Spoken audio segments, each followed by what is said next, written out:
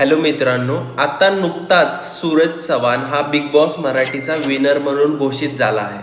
पण काही लोकांना असं वाटतं की सूरज चव्हाण हा गरीब असल्यामुळे त्याला सिंपती मिळाली आणि त्यामुळे त्याला लोकांनी भरपूर वोट केले आणि म्हणून तो जिंकला.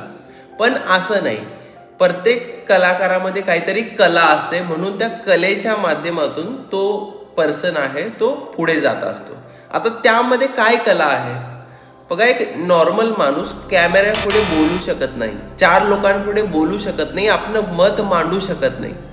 जी मत मांडण्याची कला, चार लोकांपुढे बोलण्याची कला, स्टेजवर जाऊन खेळण्याची कला, ती त्यामध्ये आहे.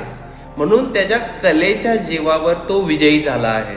तर हे समजू नका की सिंपती मिळाली किंवा गरीब असल्यामुळे तो विनर झाला.